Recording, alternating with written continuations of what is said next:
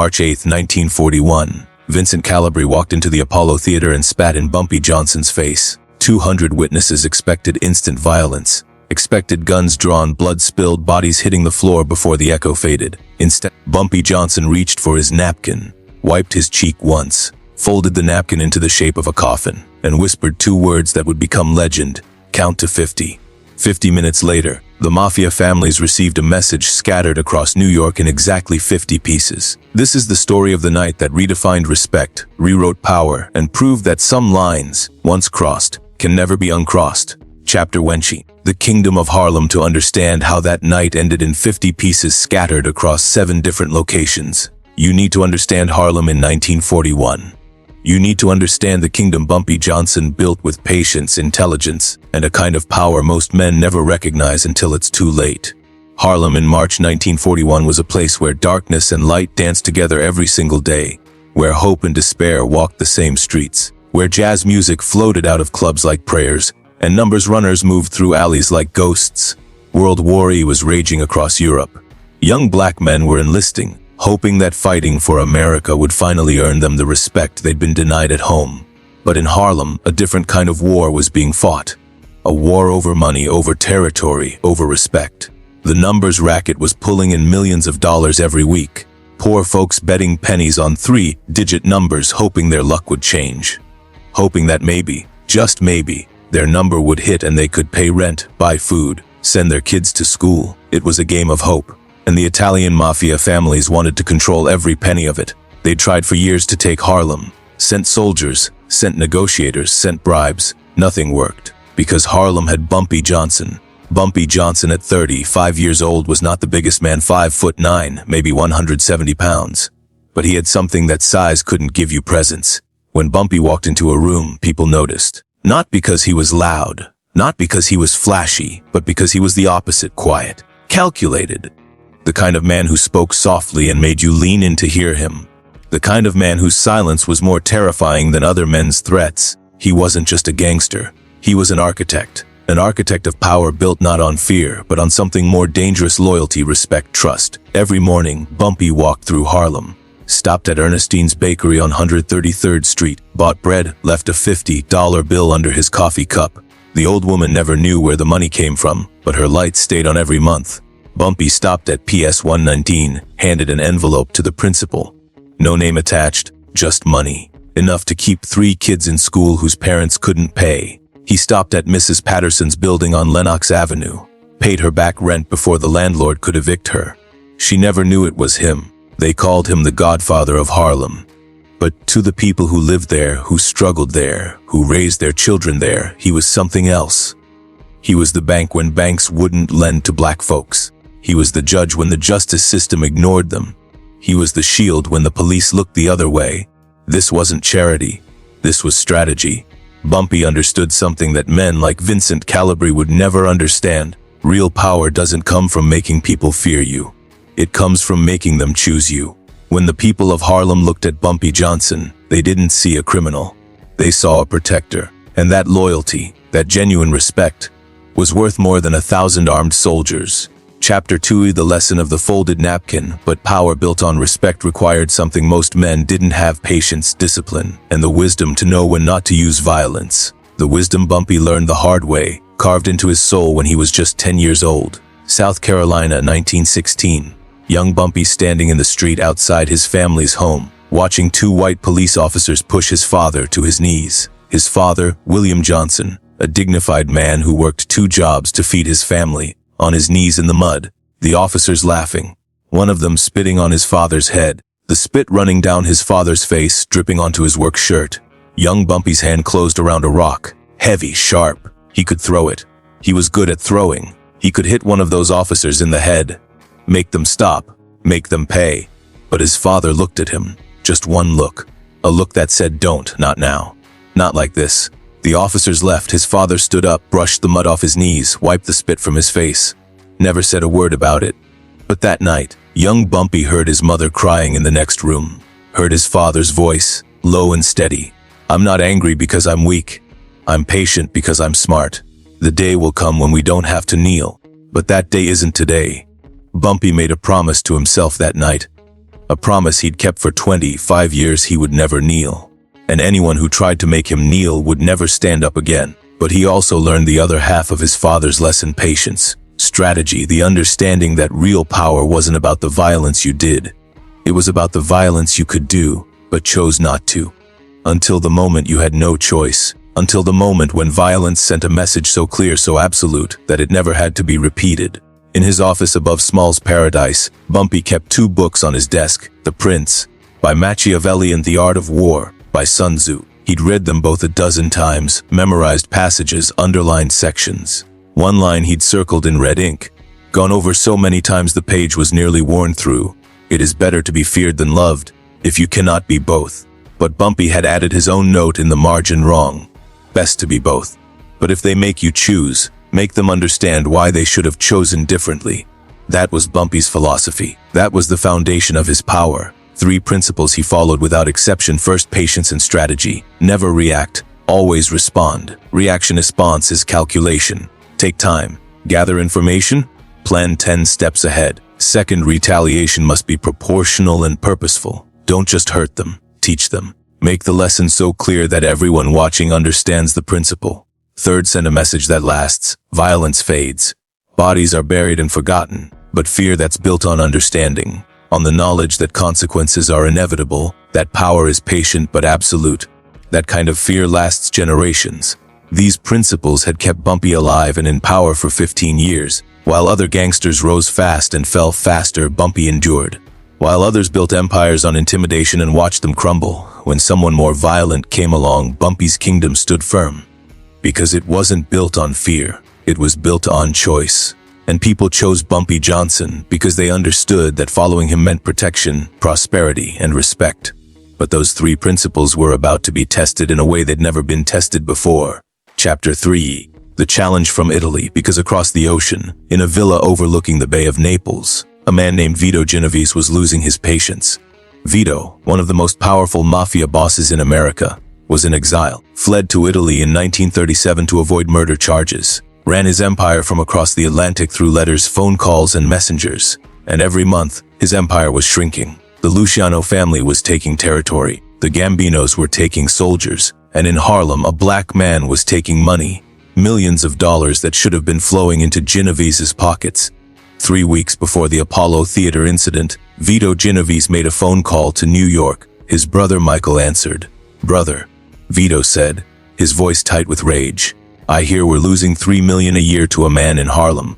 Michael Genovese was 30 years old and desperate to prove himself worthy of the family name. He gripped the phone. "Yes, Bumpy Johnson. He controls the numbers racket up there. We've tried negotiating, we've tried pressure. Nothing works. Then you're not trying hard enough." Vito's voice dropped to a whisper. "Michael, listen to me carefully. This is not about money anymore. This is about respect. If the 5 families think we can't control one black neighborhood, we look weak, and weakness is death in our business. What do you want me to do? I don't want you to kill him. Killing him makes him a martyr. His people will love him more when he's dead. No, I want you to break him publicly, humiliate him in front of his own people. Make Harlem see that their king can't protect them, that he's just another man who bleeds. And when they see that, they'll turn on him themselves." Silence on the line. Then Michael said, "I have an idea." 2 days later, Michael Genovese called a meeting at the Social Club on Mulberry Street in Little Italy. The room smelled of cigars and espresso. 8 men sat around a table covered with maps of New York City, Manhattan, Brooklyn, Queens, the Bronx, each neighborhood marked with different colored pins. Red for Genovese territory, blue for Luciano, green for Gambino, and in the middle of Harlem, 1 black pin's Bumpy Johnson. Michael stood at the head of the table, pointing at the black pin. "This man," he said, his voice rising, "makes us look weak. He controls Harlem like it's his own country. The other families laugh at us. They say we can't even handle one neighborhood, one man." The captains around the table shifted uncomfortably. They'd all heard the stories about Bumpy Johnson. Stories about negotiations that ended with Genovese soldiers in the hospital. Stories about threats that were answered with bodies. Stories about a man who moved like a ghost and struck like lightning. "So what's the plan?" one captain asked. Michael smiled. "We don't go after him with guns, we go after his image. We show Harlem that their king is just a man who can be disrespected. A man who won't do anything because he can't afford a war with us. Another captain frowned. How? That's when Vincent Calibri spoke up from the corner of the room. I'll spit in his face. The room went silent. Vincent, Vinnie Spit. Calibri was Michael's enforcer. 6'2", 240 pounds of muscle and rage. They called him Vinnie Spit because of what he'd done to a numbers runner in Brooklyn who tried to hold back money, beat the man unconscious, then spat on him as he lay bleeding. The ultimate sign of disrespect. Vinnie had killed 7 men in his career, all of them quick, brutal, efficient. You'll do what? Michael asked.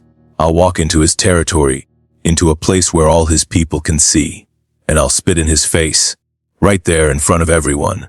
And when he doesn't do anything, because he can't start a war with us, his people will see him for what he really is, just another man pretending to be a king. Michael stared at Vinnie. Then he started to smile. That's good, that's very good you do this, Vinnie, and I'll give you your own crew, a Harlem crew under Genovese control. Vinnie nodded. Give me 3 weeks. I'll make Bumpy Johnson look like a coward in front of his own people. Chapter 4: The Invisible Network. But what Michael and Vinnie didn't know was that Bumpy Johnson had eyes everywhere and ears that heard everything. There was a man named Marcus who cleaned toilets and emptied ashtrays at the Mulberry Street Social Club. 62 years old, invisible to the Genovese captains. Just another black janitor. They talked in front of him like he wasn't there, like he was furniture, like he didn't exist. But Marcus existed, and he had a very good memory. Marcus heard every word of that meeting, every detail of the plan. Vinnie's boasts, Michael's approval, the timeline, the target, everything. That night at 2:00 in the morning, Marcus walked through the rain to Small's Paradise, knocked on the back door, asked to see Mr. Johnson. The guard at the door knew Marcus, waved him through. Upstairs in his office, Bumpy was still awake, reading the newspaper, a glass of whiskey on his desk. Marcus walked in, dripping water on the floor. Mr. Johnson, I have information. Bumpy looked up, gestured to the chair across from his desk. Sit, tell me. Marcus told him everything. The meeting, the plan, Vinnie's boasts, Michael's approval. When he finished, Bumpy sat in silence for a long moment, just thinking, calculating. Then he opened his desk drawer, pulled out $500 bills, and handed them to Marcus. You didn't see anything. You didn't hear anything. Understand? A yes, sir, Mr. Johnson. But before Marcus could leave, he stopped at the door, turned back. Mr. Johnson, if I may say something. Bumpy nodded. Show them who you are, sir. Show them why you're the king. After Marcus left, Bumpy sat alone in his office for 2 hours, just thinking. He could kill Vincent Calibri before the man even made his move. 1 phone call, 1 bullet. Problem solved. Simple, clean, efficient. But that wouldn't solve the real problem. The Genovese family would just send someone else. The tests would keep coming. The challenges would never stop. Not until he sent a message so clear, so terrifying, so absolute that no one would ever dare test him again. He needed to make an example, not just of Vincent Calibri, but of the very idea of disrespecting him. He needed to create a legend, a story so horrifying that it would be told for decades, a warning that would echo through every Mafia family, every criminal organization, every man who thought about testing Bumpy Johnson. He picked up the phone, made 3 calls. Chapter 50. The perfect trap. The first call went to Julius, Junie Bird, Gordon, 35 years old, former engineer before he went into the life. Junie was the strategist, the planner, the man who could look at a problem and see 17 different solutions. His mind worked like a chess master, always thinking 5 moves ahead. Junie, Bumpy said, I need you at the Apollo Theater on March 8th. Dress nice, bring your tools. When I give the signal, you're going to follow a man. Watch him, and when the time is right, bring him to the spot. The spot. Junie knew what that meant. He'd helped Bumpy prepare several spots over the years, places where problems disappeared. He didn't ask questions, just said, I'll be ready. The second call went to Illinois' Gordon, 40 years old, former heavyweight boxer, 47 fights, 43 knockouts. Illinois was pure force. When diplomacy failed, when strategy wasn't enough, Illinois was the hammer that broke whatever needed breaking. Illinois, Bumpy said, same message. March 8th, Apollo Theater. Follow my signal. Illinois' response was even simpler, done. The third call went to Raymond, quick. Lewis, 28 years old, the youngest of Bumpy's inner circle. But Raymond had a gift.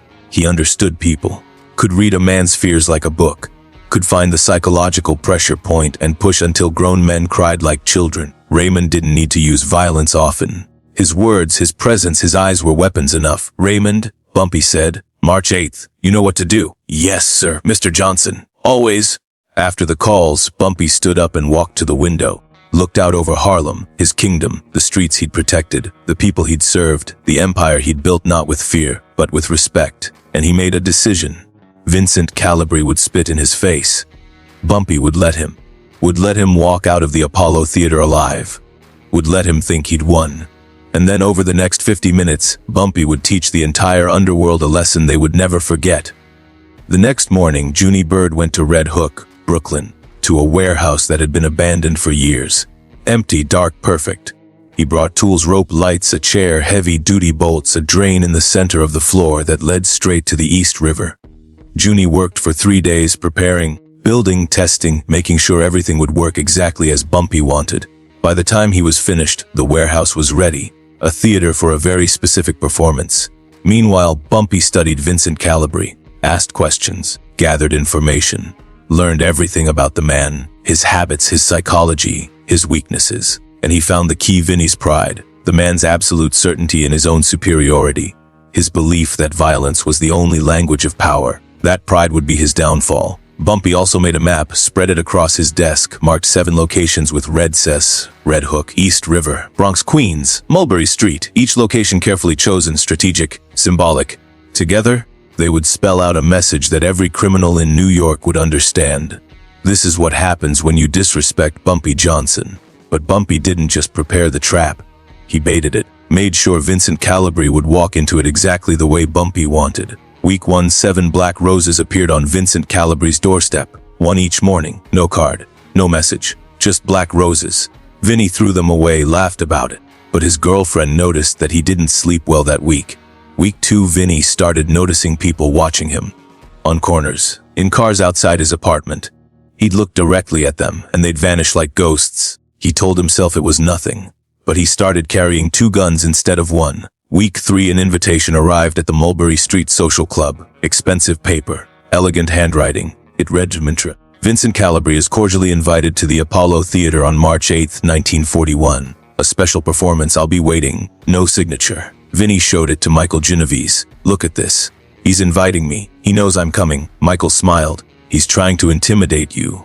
Trying to make you scared. I'm not scared. Vinnie's sis just makes it better. I'll walk into his invitation and spit in his face. Show him I'm not afraid. And that was exactly what Bumpy had calculated. Vinnie's pride wouldn't let him back down. The invitation would make him more determined, more confident, more certain of his victory, and more isolated. Because a man that confident would want to savor his victory alone. Bumpy had set the perfect trap. Now he just had to wait for Vincent Calibri to step into it. Chapter 60 the night before, but there was one more thing Bumpy had to do before March 8th. One conversation he had to have. The hardest conversation. The one with his wife, March 7th, 1941. The night before everything would change, Bumpy came home late as usual. His brownstone on 136th Street was dark except for one light in the bedroom. Mamie was awake, sitting at her vanity, removing her earrings. She was 42 years old, elegant, educated, the daughter of a doctor. She'd married Bumpy knowing exactly who he was and what he did. Never judged him, never asked him to change. But she knew him well enough to read the signs. You're going to do something tomorrow, she said. Not a question, a statement. Bumpy closed the door, sat on the edge of the bed. Yes, something you can't take back. He didn't answer immediately. Mame turned around on her stool, looked at him. Her eyes were dry, but he could see the fear there. Not fear of him, fear for him.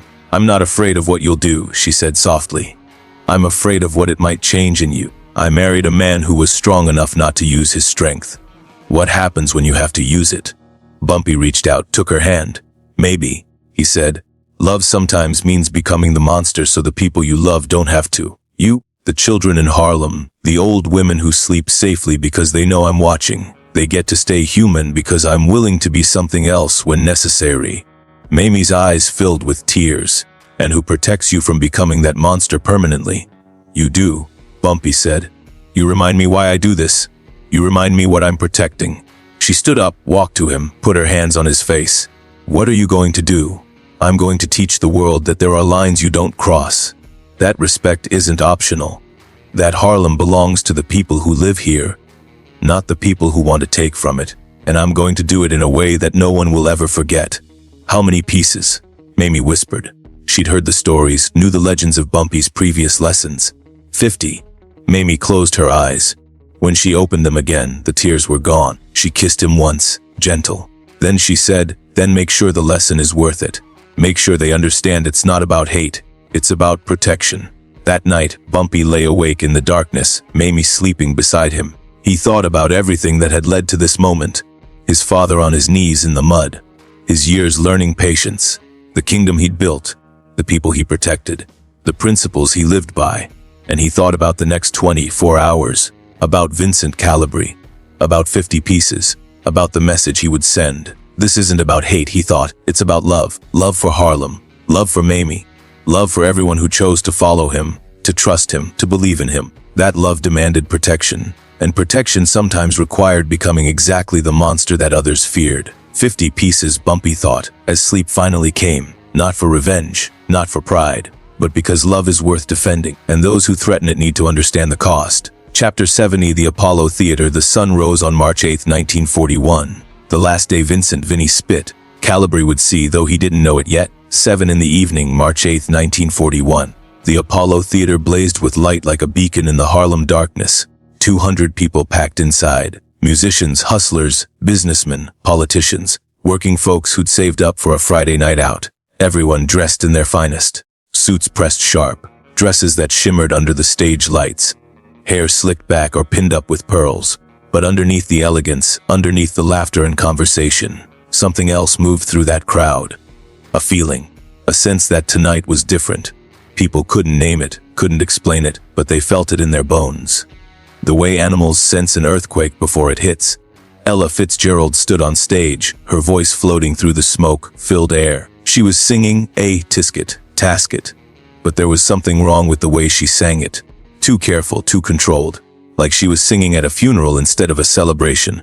Her eyes kept darting to table 7, to the man sitting there with his wife, to Bumpy Johnson. Bumpy sat at his usual table, right side of the stage, back against the wall, clear view of both entrances. Mame beside him in a green silk dress that matched her eyes, white gloves on her hands, a small purse in her lap. She looked elegant, composed, but her husband could feel the tension in her body, the way her breathing was just slightly too fast. She knew. She always knew. 3 tables away, Junie Bird sat alone, pretending to enjoy the music. He wore a gray suit, a newspaper folded on the table in front of him. But his eyes never stopped moving, scanning the room, counting exits, calculating distances. His right hand rested near his waist, inches from the gun hidden under his jacket. At the bar, Illinois Gordon nursed a whiskey. 6'4", shoulders like a linebacker, impossible to miss. But he stood perfectly still, almost statue-like, and that stillness made people's eyes slide past him. He looked like decoration, like furniture. Until you looked at his eyes and saw the violence waiting there like a coiled spring. Near the kitchen door, Raymond Quick Lewis chatted with a waitress, making her laugh. His smile was warm, his posture relaxed, but every few seconds his hand would touch the handle of the knife hidden in his belt, just checking, making sure, ready. The air in the Apollo felt thick, heavy, like breathing through wet cotton. Conversations were quieter than usual. Laughter came too quick, too nervous. Forks scraped against plates louder than they should. Ice in glasses clinked like warning bells. Something was coming. Everyone could feel it. They just didn't know what. That feeling would prove correct sooner than anyone expected. Chapter 80, The Entrance, 11:15 at night. Ella Fitzgerald was between songs, taking a sip of water, when the front doors of the Apollo Theater slammed open. Not pushed, slammed, hard enough that the sound echoed through the entire room like a gunshot. Cold air rushed in. The candles on the tables nearest the door flickered and nearly went out, and through that doorway walked Vincent Calibri. 6'2", 240 pounds. Shoulders that seemed to fill the entire frame. He wore a black suit, black shirt, black tie, like he was dressed for a funeral. His own, though he didn't know it yet. Behind him came 4 men. All Italian, all armed. The bulges under their jackets were obvious, deliberate. They wanted people to see the guns. That was part of the message: we're armed, we're dangerous, and we don't care who knows it. Vinnie's shoes hit the wooden floor. Tap, deliberate, tap like a hammer on an anvil. Tap, each step loud enough to hear over the silence that had fallen across the room. Conversations had stopped mid-sentence. Forks had frozen mid-bite. Even breathing seemed to pause. Charles, the Apollo's manager, a thin man in a tuxedo, rushed forward from the side office. His face was pale, his hands trembling. "Gentlemen, I'm terribly sorry, but we're at full capacity tonight. If you'd like to make a reservation for another evening, I'd be happy to." Vinnie's hand shot out, grabbed Charles by the front of his tuxedo, lifted him up on his toes. "We're not staying," Vinnie said, his voice carrying across the room. "We're just delivering a message." Then he threw Charles sideways into the wall. The manager hit hard, his head making a sickening thud against the plaster, and he slid down to the floor dazed. No one moved to help him. No one dared. Ella Fitzgerald's hand went to her throat. The microphone in front of her picked up the sound of her sharp intake of breath, amplified it through the speakers. Then she stepped back from the microphone, away from whatever was about to happen. The band members behind her set down their instruments slowly, carefully, like any sudden movement might trigger an explosion. 200 people sat frozen, watching, waiting. And Vincent Calibri started walking toward table 7. Chapter 9Z. 20 steps to hell, each step built the tension higher. The first step, people were still whispering to each other. "What's happening? Who is that?" The second step, the whispers got quieter. The third step, someone dropped a glass. It shattered on the floor, the sound impossibly loud. By the fifth step, the whispers had died completely. Steps 6 through 10 you could hear breathing. 200 people inhaling and exhaling, but trying to do it quietly, like they were hiding from a predator. Someone's shoe scraped against the floor. A woman's pearl necklace clicked as she turned her head to watch Vinnie pass her table. Steps 11 through 15, the breathing stopped. Complete silence, the kind of silence that rings in your ears, the kind that makes you realize how loud the world normally is. Even the street noise from outside seemed to fade. No cars, no voices, nothing. Just Vinnie's footsteps. Tap, tap. Steps 16 through 19 times seemed to slow down. Each step took forever. Each step brought Vinnie closer to table 7, closer to Bumpy Johnson, closer to something that couldn't be taken back. People's hearts were beating so loud they could hear them in their own ears. Thud, thud, thud, thud, thud. Step 20, Vinnie stopped 3 feet from Bumpy's table, looking down at the man who ruled Harlem. The two men locked eyes. Vinnie's eyes were full of arrogance, triumph, the certainty of a man who thinks he's already won. His mouth curved into a smile, not a friendly smile, a smile like a knife blade. Bumpy's eyes were different, empty, hollow, like looking into a deep well with no bottom. No anger there, no fear, just nothing, a void. And somehow that nothingness was more terrifying than any emotion could have been. People at the surrounding tables felt it, felt that emptiness radiating from Bumpy like cold air from ice. Something was wrong. Bumpy Johnson was too calm, too still. When a man like Bumpy Johnson didn't react to a threat, it meant one thing: he was already 10 steps ahead. He'd already decided what was going to happen next. And whatever he decided, it was going to be terrible. But Vinnie didn't see it, didn't understand it. He was too busy enjoying his moment. Chapter 11. The spit that changed everything. Bumpy Johnson. Vinnie said, his voice loud, theatrical, meant for the audience. Bumpy didn't respond. He was cutting chicken on his plate. Precise cuts, the knife moving through the meat with surgical accuracy. He placed a piece in his mouth, chewed slowly, swallowed. Then he reached for his water glass, took a sip, set it down gently, all without looking up at Vinnie. "My bosses sent me here with a message," Vinnie continued. He leaned forward, hands on the table, bringing his face closer to Bumpy's. "Harlem's about to get new management. And if you're smart, you'll step aside now while you still can." Bumpy set down his knife and fork, aligned them perfectly on the plate, wiped his mouth with his napkin, folded the napkin, and placed it beside his plate. Then finally he looked up at Vinnie. "I'm listening," Bumpy said. His voice was quiet, soft, almost gentle, but it carried through the silent room like a whisper in an empty church. "You're listening." Vinnie laughed. The sound was harsh, mocking. "You're listening like a good little dog." That was the moment everything changed. Vinnie leaned down closer, his face now inches from Bumpy's. He tilted his head back, gathered saliva in his mouth, and spat hard directly into Bumpy Johnson's face. The world shifted into slow motion. The spit arsed through the air, spinning, catching the stage lights, glittering like a diamond. 1 second felt like 10. The droplet hung suspended in time and space. You could see every detail. The way it refracted light, the way it wobbled as it flew, the trajectory that would end on Bumpy's left cheek. Then it hit. Splat, the sound of water hitting skin. But in the absolute silence of the Apollo Theater, it sounded like a gunshot, like the crack of a whip, like the breaking of the world. The spit ran down Bumpy's cheek, slow, thick, dripping toward his jaw. A small drop fell onto his white shirt collar, spreading into a dark stain. Mamie's hand clenched around her purse so tight her knuckles went white. Her eyes filled with tears. But she didn't look away, didn't turn her head, just stared at her husband, waiting to see what he would do. 3 tables away, Junie Bird's hand moved to his waistband, touched the grip of his gun. His fingers slid inside the trigger guard. He started to stand up, ready to paint the Apollo's walls red with Vinnie's blood. At the bar, Illinois' Gordon rose to his full height, 6'4", suddenly seeming like 7 feet. His massive hands closed into fists. He took 1 step forward, then another, moving toward table 7 like a tank rolling into battle. By the kitchen door, Raymond Quick Lewis pulled the knife from his belt.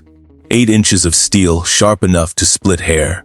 His eyes locked on Vinnie's throat, calculating 1 throw. That's all it would take. 1 throw and Vincent Calibri would bleed out in 30 seconds. But Bumpy held up 1 finger. Just 1. The gesture was tiny, almost invisible. But Junie saw it, Illinois saw it, Raymond saw it. And they all stopped, froze mid-motion, waiting. 200 people weren't breathing. Hearts weren't beating. Time itself seemed to stop. Chapter 11. The folded napkin. Bumpy reached for his napkin, the white linen square he'd folded earlier. Picked it up with the same slow, methodical precision. He wiped his left cheek once. Gentle, thorough. Then he wiped his jaw once. Then his neck once. Then the collar of his shirt once. Each motion deliberate, controlled, like he was performing a ritual. Like this was a ceremony that required exact movements. Then he folded the napkin. Precise creases, perfect angles. The shape that emerged was unmistakable, a coffin.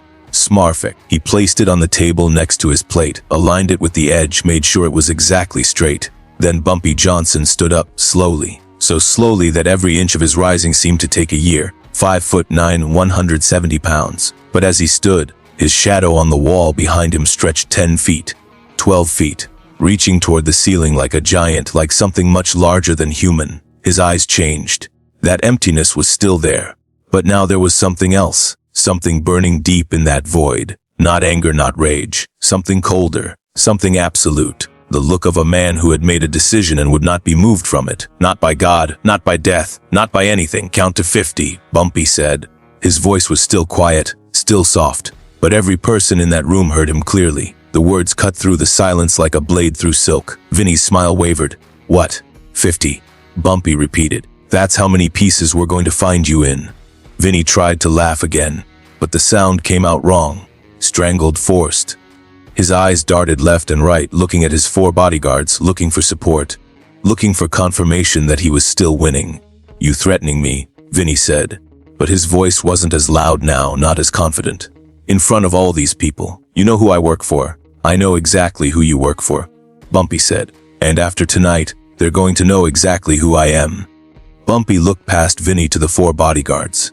You 4, you can leave now. Walk out that door. Go back to Little Italy. Tell Michael Genovese what happened here. You've got 10 seconds. One of the bodyguards, younger than the others, his face pale with sweat, looked at Vinnie. Boss, maybe we should. Shut up, Vinnie snapped. He turned back to Bumpy. I'm not going anywhere. Bumpy looked at his watch. The watch faced to Vinnie. See this? 11:32. You have until 11:33 to walk out that door. 60 seconds. After that, you don't leave. Ever. Or what? Vinnie said. But his voice cracked on the second word. Or you'll find out why the 5 families cross the street when they see me coming. 60 seconds. Chapter 12. The final countdown. The clock started ticking, but it felt like each second lasted an hour. The first 15 seconds, Vinnie stood there trying to smile, trying to look confident. But sweat was rolling down his temples now, dripping onto his collar. His hands opened and closed, nervous, uncertain. 15 to 30 seconds. Vinnie's bodyguards were shifting their weight from foot to foot, looking at each other. One of them touched Vinnie's elbow. Boss, we should go. We got what we came for. 30 to 40. 5 seconds. Junie Bird stood up from his table. Illinois' Gordon moved away from the bar. Raymond Quick Lewis stepped out from the kitchen door. All 3 of them visible now. All 3 of them moving slowly toward table 7. Not threatening, not rushing. Just moving, closing in, like wolves circling prey. 45 to 55 seconds. One of the bodyguards whispered urgently, Vinnie, let's go. This feels wrong. This feels really wrong. 55 to 58 seconds. Vinnie looked into Bumpy's eyes. Really looked. And for the first time, he saw what Mamie had seen. What Junie, Illinois, and Raymond had always known. Death, not metaphorical death. Real death. the absolute certainty that if he stayed in this room one more second, he would never leave it alive. 11:33, 59 seconds, 60. Vinnie turned and walked toward the door, fast, almost running. His 4 bodyguards followed, nearly tripping over each other in their hurry to leave. The front doors slammed behind them. The cold air rushed in again. Then the doors closed. Silence. Bumpy sat down, picked up his fork and knife, cut another piece of chicken, placed it in his mouth, chewed, swallowed, took a sip of water. Then he looked at Mamie. "It's done," he said. Mamie's eyes searched his face. "What did you just do?" "I kept a promise," Bumpy said. "To myself, to you, to Harlem." She knew what that meant. And despite everything, despite the terror she felt, despite knowing what was about to happen in the next few hours, she felt a surge of pride. Her husband had just been publicly humiliated, spat on like an animal in front of 200 people. And he hadn't lost control, hadn't let emotion dictate his response. He'd made Vinnie think he'd won. And that false victory would be the last thing Vincent Calibri ever felt. Chapter 33. The trap springs shut. Junie Bird folded his newspaper, left a $20 bill on the table, and walked toward the kitchen exit. Illinois Gordon finished his whiskey, set the glass down gently, and disappeared through the side door. Raymond Quick Lewis said goodbye to the waitress, smiled at her one more time, and vanished into the shadows near the stage. All 3 of them heading for different exits, all 3 of them with the same destination, 126th Street, where Vincent Calibri's car was parked, where the trap would spring shut. Ella Fitzgerald, after a moment of heavy silence, stepped back to the microphone. Her hands were shaking, but she started singing again, a slow, mournful jazz standard. Her voice trembled on every note. The band joined in, but they played quietly, carefully, like they were performing at a wake. 200 people tried to return to their meals, their conversations, their drinks. But everyone knew. Everyone understood what they'd just witnessed. They'd seen Bumpy Johnson draw a line. They'd seen a man cross it. And they all knew with absolute certainty that Vincent Calibri was already dead. He just didn't know it yet. Outside the Apollo, the Harlem night was cold and dark. Vincent Calibri stood on the sidewalk, laughing. His 4 bodyguards stood around him, silent, nervous. "Did you see his face?" Vinnie said, his voice too loud, too forced. "I spat on him right in his face, and he did nothing?" The great Bumpy Johnson. And he just sat there like a coward. The bodyguards didn't laugh, didn't smile. One of them, the older one with gray at his temples, said quietly, "Vinnie, we should get out of Harlem now." Something about that didn't feel right. Didn't feel right? Vinnie turned on him. "I just proved he's weak. I just showed all of Harlem that their king is nothing. This is the best night of my life." "Let's at least stay together," another bodyguard said. "Safety in numbers." But Vinnie shook his head. "No, you guys take a cab back to Mulberry Street. I'm driving. I want to enjoy this. Want to drive through Harlem slow. Let everyone see me. Let them know I walked into the Apollo, disrespected their king, and walked out alive." The bodyguards exchanged glances, uncertainty, fear. But Vinnie was their boss. They couldn't refuse. They flagged down a taxi, piled in, and disappeared into the night. Vincent Calibri stood alone on the sidewalk, pulled out a cigarette, lit it, took a long drag, smiled, and started walking toward his car. A black Bic parked on 126th Street, half a block away. He was humming, actually humming a tune. Happy, victorious, completely unaware that 3 men were already moving through the darkness, already positioning themselves, already preparing to teach him the last lesson he would ever learn. Vinnie reached his Bic, fumbled in his pocket for his keys, found them, brought them out, and every street light on the block went out. 3 seconds of absolute darkness. No moon, no stars behind the clouds, just pure, complete black. Vinnie froze. What the? He heard footsteps behind him, fast, running. He started to turn, started to reach for his gun. Junie Bird's fist connected with Vinnie's temple. Precise, perfectly placed. Exactly the spot where a blow would cause instant unconsciousness without permanent damage. Not yet. Bumpy wanted him conscious for what came next. Vinnie's legs buckled. He went down like a falling tree. Didn't even have time to put his hands out. Just collapsed onto the pavement. Out cold. The street lights came back on. Illinois Gordon stepped out of the shadows, holding the circuit breaker box he'd just switched. Raymond Quick Lewis appeared from behind a parked car. All 3 men moved with practiced efficiency. They picked up Vinnie's unconscious body, opened the trunk of his own Bic, dumped him inside, closed the trunk. No words. No wasted motion. 30 seconds from lights out to lights on, and Vincent Calibri had vanished from the streets of Harlem like he'd never existed. Illinois got behind the wheel of the Bic.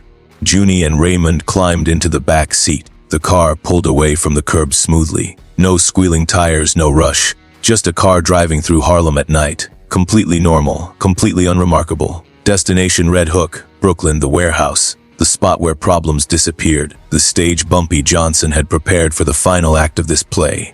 Chapter 4 through the warehouse 40. 5 minutes later, the book pulled into an alley behind an abandoned warehouse. The building had been empty for years. Broken windows, graffiti on the walls. No electricity, no water, no witnesses. Just concrete and darkness and the sound of the East River lapping against the pier behind it. They dragged Vinnie inside. He was starting to wake up, groaning, his eyes fluttering. Perfect timing. They didn't want him to miss this. They sat him in the chair Junie had prepared. Heavy wood, bolted to the floor. Immovable. They tied his hands behind his back tight. Tied his ankles to the chair legs tighter. Put duct tape over his mouth. 3 layers. He couldn't scream, could barely breathe through his nose. Vinnie's eyes snapped open, wild, confused. He tried to move. Couldn't, tried to speak. Couldn't. Panic set in. He thrashed against the restraints. The chair didn't budge. He made muffled sounds through the tape. But in that empty warehouse, in the middle of the night, no one could hear him. No one would come. The warehouse door opened. A figure stepped inside, backlit by the street light outside. Silhouette shadow. But Vinnie knew who it was before his eyes adjusted to see the face. Bumpy Johnson. Bumpy walked slowly into the warehouse, his hands in his pockets, calm, unhurried. Like he was taking an evening stroll. He walked in a circle around Vinnie's chair. Once, twice, just looking, observing, like an artist studying a canvas before beginning to paint. "You're awake," Bumpy said. "Good. I wanted you conscious for this.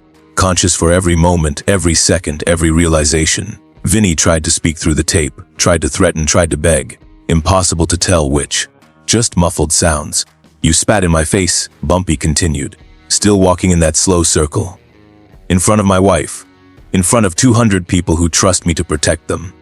In front of Harlem, my Harlem. You thought that made you powerful. You thought that made you strong." Bumpy stopped walking, stood directly in front of Vinnie, looked down at him. "But you didn't understand what power really is. Power isn't making people fear you. Any fool with a gun can do that. Real power is making people understand. Understanding that actions have consequences. That respect isn't optional. That some lines once crossed can never be uncrossed."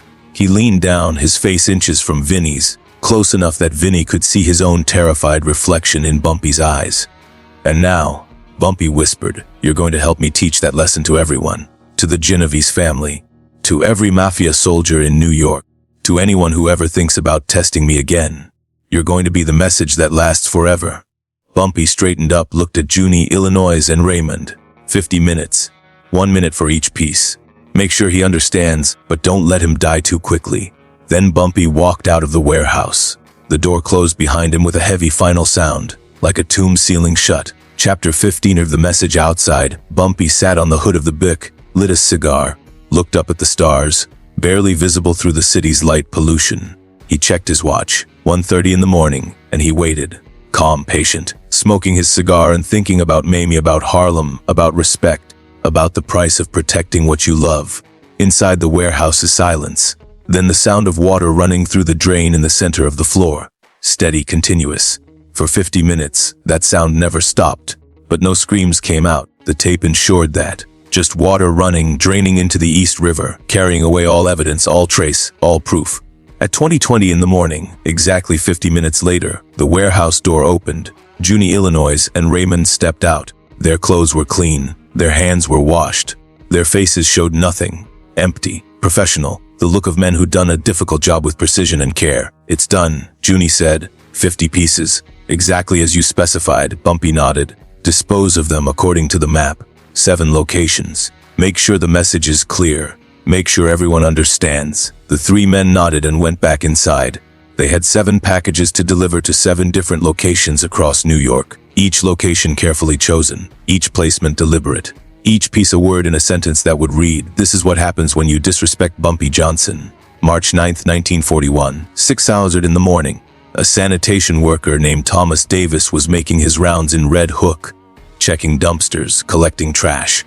He lifted the lid on a dumpster behind a fish market and found something that would give him nightmares for the rest of his life. He ran 3 blocks before he stopped screaming. called the police from a payphone, his hands shaking so badly he could barely dial.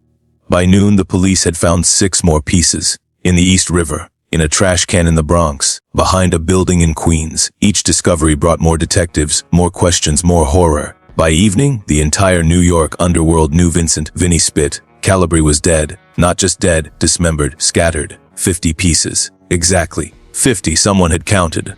Someone had planned this down to the smallest detail. March 11, 1941. Morning, a delivery truck pulled up to the Mulberry Street Social Club. The driver, a young man who looked terrified, carried a box to the front door, set it down, knocked, ran back to his truck, and drove away faster than the speed limit allowed.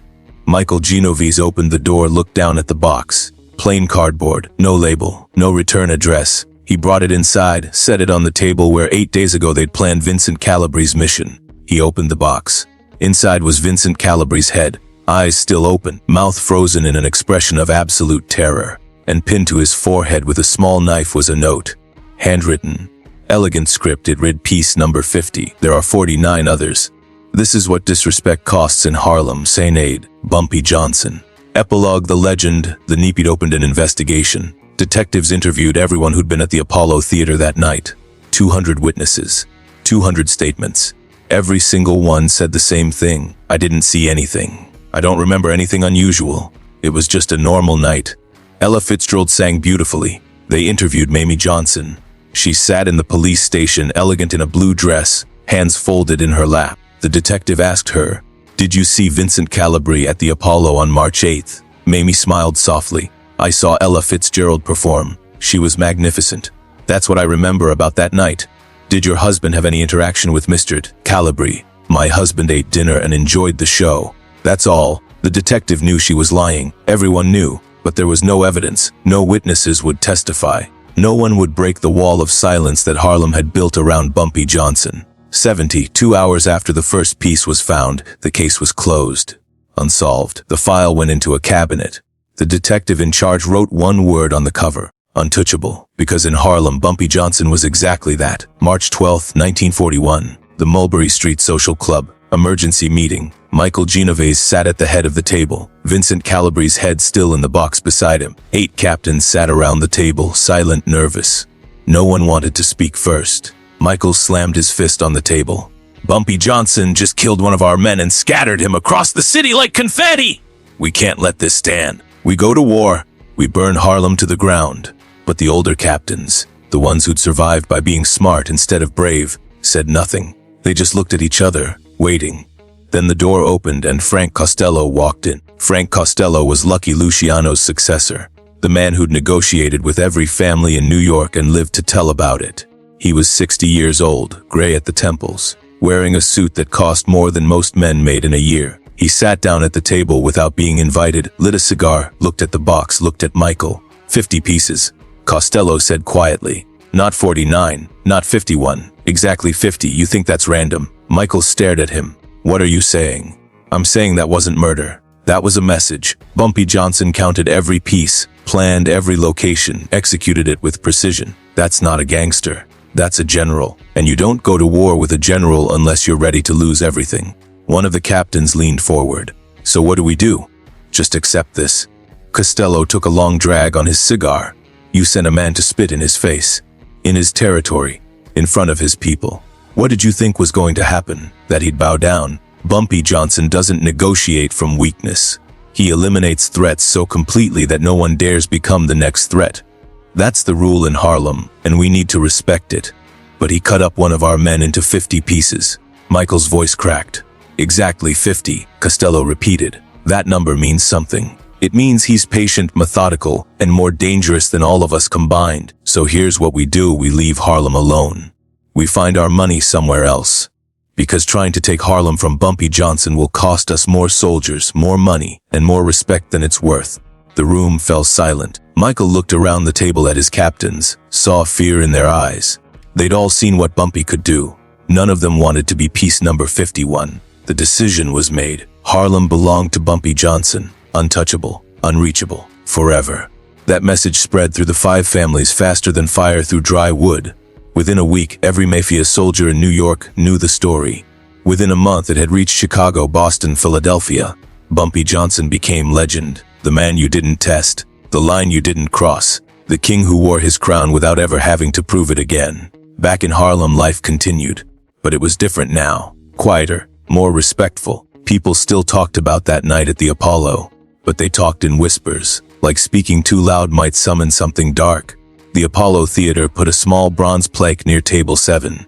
It didn't mention Vincent Calibri, didn't mention the 50 pieces, just 13 words: respect is earned, not taken. March 8, 1941, everyone who saw it understood. 3 nights after the warehouse, Bumpy came home late. Mamie was sitting in bed, reading a book. She looked up when he entered, set the book aside, watched him undress, hang up his suit, put his cufflinks in the dish on the dresser. When he climbed into bed beside her, she finally spoke. "Are you afraid of what you've become?" she asked softly. Bumpy was quiet for a long moment. "Every single day, but I'm more afraid of what would happen to you, to Harlem, if I hadn't become this." Mamie reached out, touched his face. "We chose this life together, both of us, with open eyes." They lay in silence, holding each other, both understanding that power had a price, that protection required sacrifice, that love sometimes meant becoming exactly the thing you feared, but also understanding that respect, real respect, the kind that protected innocent people and built communities, was worth more than innocence, worth more than comfort, worth everything. The story of 50 pieces spread beyond New York, beyond the criminal world.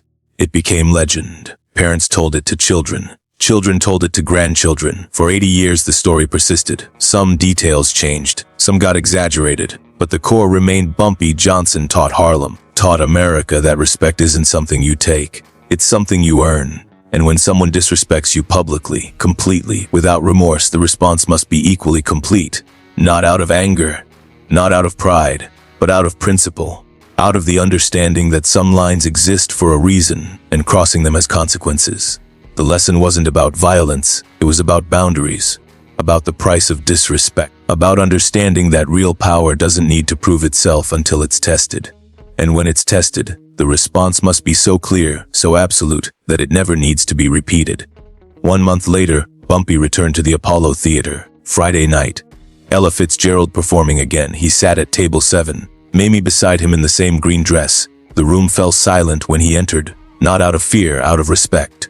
Ella sang the same song she'd been singing that night, a tisket, a tasket.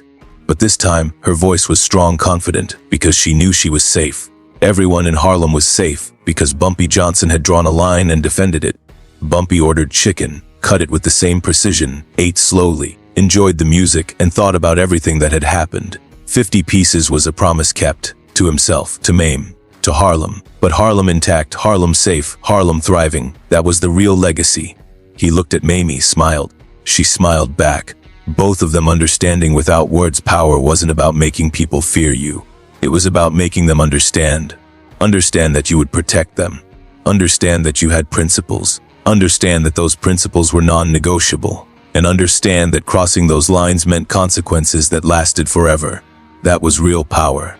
Not the violence, the understanding that came after. The respect that was earned through action, not words. The legacy that outlasted the man who created it. Bumpy Johnson taught that lesson once, and it never needed to be taught again. Remember Vincent Calibri, March 8, 1941. He thought spitting in a king's face would make him powerful. He was wrong. Remember Bumpy Johnson, the man who proved that respect isn't taken, it's earned. And disrespect isn't forgotten, it's answered. 50 pieces. 50 minutes. One lesson that lasted forever.